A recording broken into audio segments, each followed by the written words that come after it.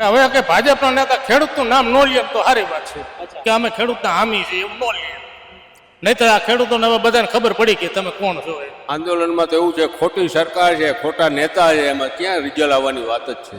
ખોટી સરકાર છે. સરકારનું કાંઈ જોતું નથી, વીજળી નહીં, લાઇટ નહીં, પાણી નહીં, ક્યાંય કોઈ જવું નહીં, ગામમાં રોકાવાનું. બાકી જો નિવેદનમાં વાર લાગશે તો સરકારશ્રીને આગામી ચૂંટણી વખતે આની ઇફેક્ટ તો સાહેબ લાગી શકશે. અને આ ખેડૂતોને વિખાવાનું જ કામ કર્યું છે. ખેડૂતોની અનીતિને આ ખેડૂતોની ઉપર અત્યાચાર સિવાય એને કંઈ કર્યું નથી. ભાજપ માટે સારી વાત છે અને એ લોકો માટે સારી વાત છે.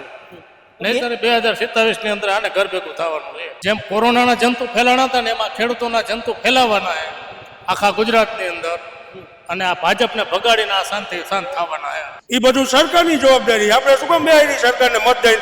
રાજકોટની પ્રજા એ છે ને, મોદી સાહેબને બે હતા ગુજરાતમાં. રાજકોટની પ્રજા જ હવે છેડો અડાડશે.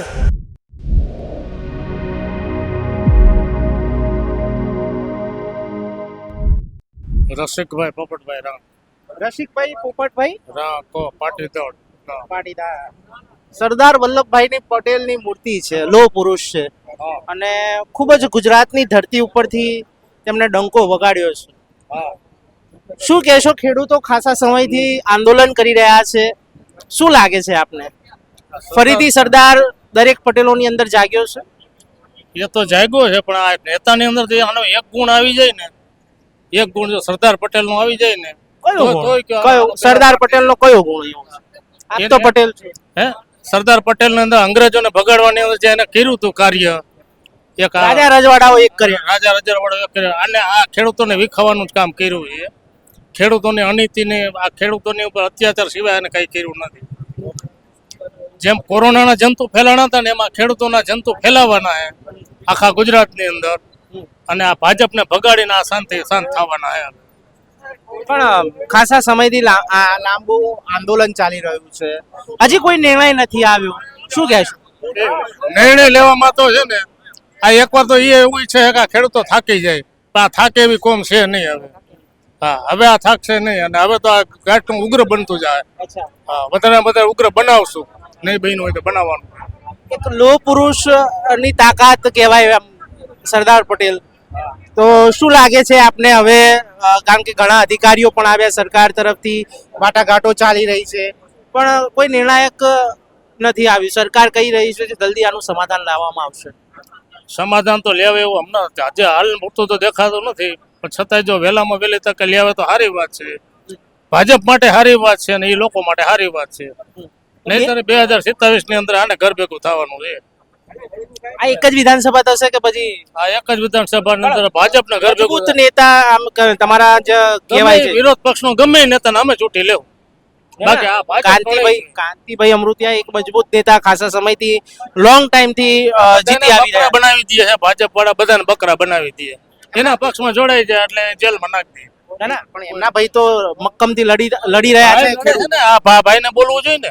પણ એ ભાઈ પણ આવ્યા હતા ને. હા, એ આવ્યા હતા, પણ આને વિરોધ, આને આ ખેડૂતના સમર્થનમાં બોલે ને. એક ભાજપનો નેતા કેમ બોલતો નથી? કેમ બધા ડરી ગયા છે? 42 એમ. હવે એને ખેડૂત બોલવાનો અધિકાર જ નથી કે અમે ખેડૂતના હામી છે ને એવું બોલવાનો અધિકાર ભાજપના નેતા નથી. કાંતિભાઈ અમૃતિયાની થોડી તબિયત પણ નાદુરસ્ત રહે છે, અને ક્યાંક હવે તે વિશે અમે કઈ જાણતા નથી. અમે તો ગોંડલથી આવી, બરાબર. પણ અહીંયાના સ્થાનિક નેતા છે, મંત્રી પણ છે, એટલે ધારાસભ્ય પણ છે, પણ એમની તબિયત નાદુરસ્ત રહી છે. અહીંયા 1-2 વખત આવીને પણ ગયા છે, એમણે પણ ખેડૂતોને આશ્વાસન આપ્યું હતું.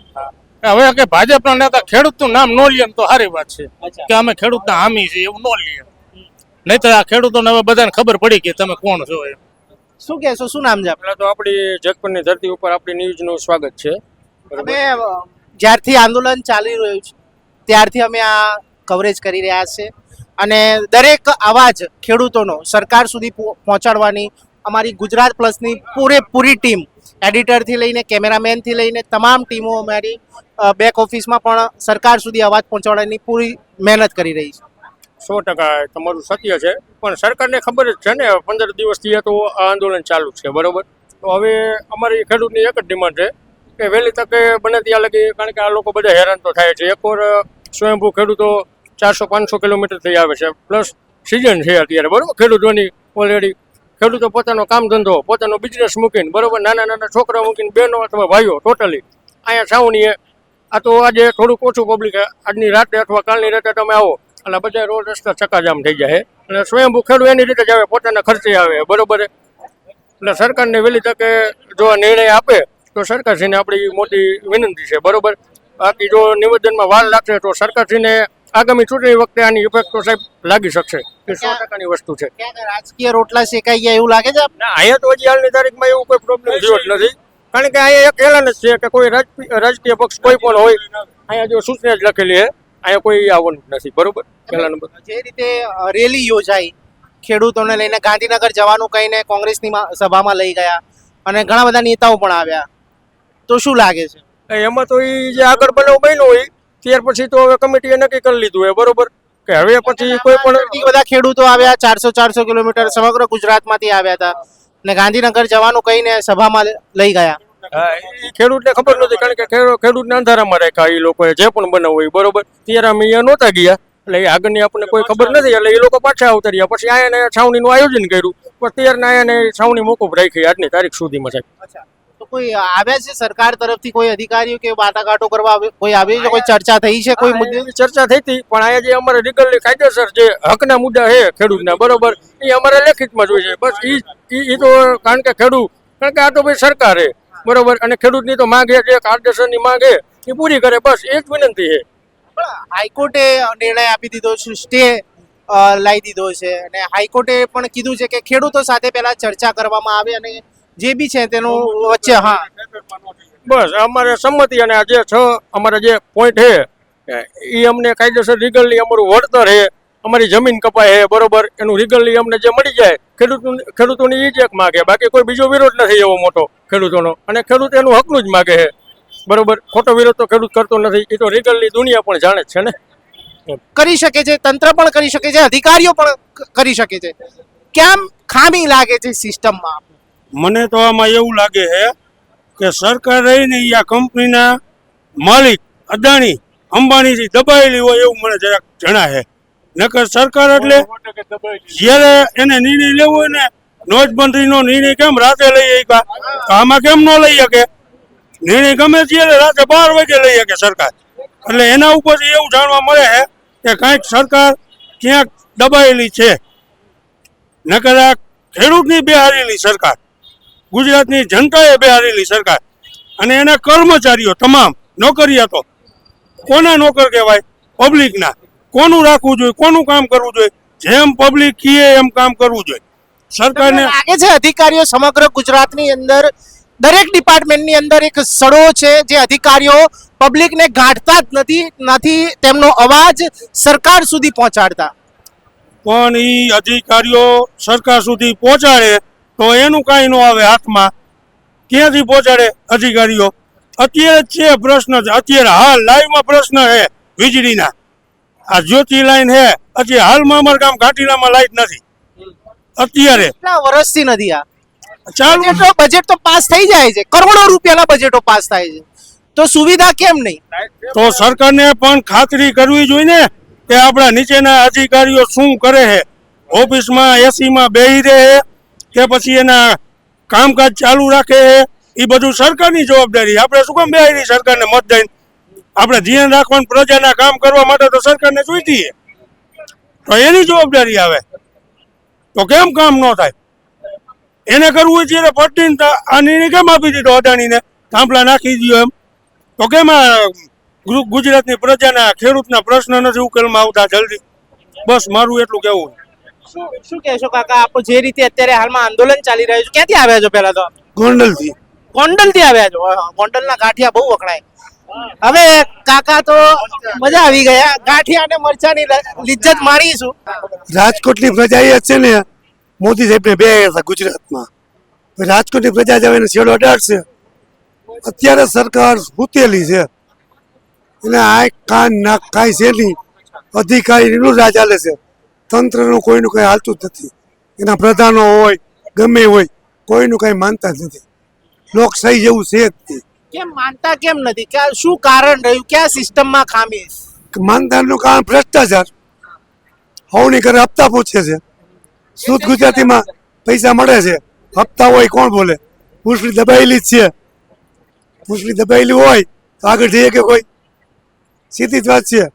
એ કરતાં મારે એમ કહેવું છે ખરેખર, જો આ ખેડૂત દુઃખી થાય છે, ખેડૂત બિચારો કહેવાય ખરેખર. તમે કોઈ પણ સર્વે કરો 12 વર્ષ પહેલા શું સ્થિતિ હતી, બજાર ભાવ જોવો, અત્યારના બજાર ભાવ જોવો, એના બધા કોઈ પણ ભાવ દરેક 5 ગણા ભાવ વધી ગયા. કર્મચારી યુનિયન હોય એના પગાર જોવો, ખાતર કંપની હોય, મજૂર હોય, બધાના ભાવ ઊંચા થઈ ગયા છે. ઇલેક્ટ્રિક બિલ હોય, જ્યારે ખેડૂતના કપાસના ભાવ હોય, ગેહું હોય. 12 વર્ષ પહેલા 400 રૂપિયા 20 કિલો, એટલે 20 रुपये का किलो जमीन भी नहीं मिलती है, धूल भी नहीं मिलती है, खाने का अनाज का कोई भाव नहीं, उस पर नियंत्रण आ जाता है. तेल के पे नियंत्रण आ जाता है, कपास पे खेती पर नियंत्रण, कोई પણ ખુલ્લા બજારમાં ભાવ નહીં. આ આંધળી સરકાર છે આવ. અને આ ખરેખર જે કરે છે ને, હું તો કહું ખરેખર ખેતી બંધ કરી દે ને. અમેરિકાની અંદર ખેડૂત આંદોલન હતું, 5 વર્ષ સુધી ઘઉં દરિયામાં નાખી દીધા. જેટલા સરકારને ગમે ત્યાંથી ખરીદી કરી અને પ્રજાને તો આપવા પડે ને, તો એનું યુનિયન એવા હતા કે પહેલાં જે વજન કરીને જે નાખ્યા છે ને દરિયામાં, એના પહેલાં પૈસા ચૂકવો, પછી તમને માલ દઈ. આ તો માઈ કાંગલે ખેડૂત છે. સીધી ને સાદી વાત છે. ભરવાડ હોય, એક ઉદાહરણ દઉં કે બકરા ઝાડતો હોય, ચમકતો પથ્થર મળે જંગલની અંદર, એને એમ કહે આ જંગલની અંદર પથ્થર છે, એને કંઈ ખબર નથી, બકરીને ઘરે બાંધી દે. પછી જે એનો વેપારી હોય, હીરો હોય, એ તો ઓળખતા હોય કે આ હીરો છે. પછી ભરવાડને તો ખબર નથી આ હીરો છે, એની કિંમત હીરા પારકો જાણે. તો આ બધું આના હાથમાં છે, ખેડૂતના હાથમાં. 1 વર્ષ ખેડૂત બધું બંધ કરી ને, સરકારનું કાંઈ જોતું નથી. વીજળી નહીં, લાઇટ નહીં, પાણી નહીં, ક્યાંય કોઈ જવું નહીં, ગામમાં રોકાવાનું.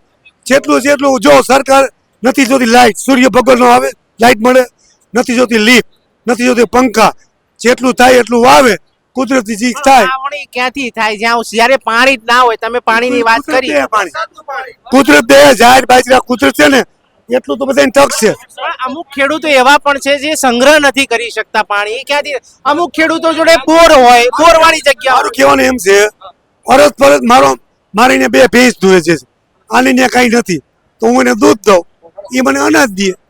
બહાર કાંઈ મોકલવાનું નહીં, 1 વર્ષ ક્યાંય જવાનું નહીં. લાવો તમારા પગમાં પડે. પણ ભ્રષ્ટાચારના અમારા જે આગેવાન હોય ને, આજની તારીખમાં 15 કરોડની ઓફર આવી છે. બોલો, એક સામાન્ય અમારું નાનું એવું કામ છે ને, તો અમારા સરપંચને 10 લાખની ઓફર આવી. હવે જો આગેવાન ફૂટી જાય તો આ ખેડૂત શું કરે? ડેમનો પાટીઓ બાંધ્યો હોય, ડેમમાં પાણી ભરાય ને, પાટીઓ ફૂટી જાય તો પાણી રોકાય. એવી વાત છે આ બધી. હવે આનો તો પાર આવે એમ નથી. એટલું બધું આજથી મોદી એમ કહેતો હતો ને કે હું રંગ બદલાવી નાખીશ. ગુજરાત સરકારમાં 1996માં કોંગ્રેસ સરકારે 35,000 કરોડ રૂપિયા એની તેજુરીમાં આપ્યા હતા. આજે 200,000 કરોડનું ખરોચ છે. હું મારી કોઈને હાથ અડાડવા નહીં દઉં, હું ખાઈશ નહીં, ખાવા દઉં નહીં, બધું ખાઈ ગયા, કાંઈ વહીતું નથી કોઈની વાત. કેવડું ખરચ આપણે ખેડૂત માટે, કેટલું ખરચ. આ વાત નથી કરવી કોઈ જાતની. ભગવાન એને સદબુદ્ધિ આપે અને આ પ્રશ્નનો નિકાલ લઈ આવે જલ્દી. નકર છે ને એ ખોવાઈ ગયેલા છે. ચોક્કસ આ જે પાછળ બેઠેલા છે આગેવાનો, તે પોતાના માટે નથી લડી રહ્યા. આ ખેડૂતો મારી પાછળ જે બેઠા છે તેમના પરિવાર માટે લડી રહ્યા છે. જો આગેવાનોમાંથી કોઈને પણ કંઈ થયું તો પરિણામ શું થઈ શકે છે એ અંદાજો પણ આપણે નહીં લગાવી શકીએ. બીજા ખેડૂતો સાથે ચર્ચા કરવાની વાત કરીશું. શું નામ છે દાદા? મનસુખભાઈ બચ્ચુભાઈ, શિવપુર. મનસુખભાઈ, જે રીતે આંદોલન ચાલી રહ્યું છે, પરિણામ નથી સામે આવી રહ્યું, કઈ નિર્ણય નથી આવી રહ્યો, વાતચીત ચાલે છે પણ કઈ રિઝલ્ટ નથી મળી રહ્યું, શું કહેશો? આંદોલનમાં તો એવું છે, ખોટી સરકાર છે, ખોટા નેતા છે, એમાં ક્યાં રિઝલ્ટ આવવાની વાત જ છે. ખોટી સરકાર છે, આંધળી બેરી મૂંગી સરકાર છે, એમાં રિઝલ્ટ ખેડૂતનું નહીં આવે. આને તો ધોકાવારી કરો તો રિઝલ્ટ આવશે. તમને લાગે છે કે કંઈક ગાંધીજીના પેલા 3 વાંદરા હતા, સાંભળો નહીં, દેખો નહીં અને બોલો નહીં? પણ આમાં ગુજરાતમાં જ છે 3 વાંદરા. ત્રણેય ગુજરાતમાં જ છે બહાર ગુજરાતના છે ને હાજર છે ગુજરાતમાં એ ત્રણેય વાંદરા ગુજરાતના જ છે. ઇલેક્શન આવે પછી કેમ આખું બાજી પલટાઈ જાય? ઇલેક્શન આવે એટલે તો એને ઓલા ચાપડા વેલા આવડે ને ચાપા પગી કરી જાય આવીને 2-4 જણાને પૈસા આપી જાય એટલે બધું ગામ આખું કવર કરી જાય.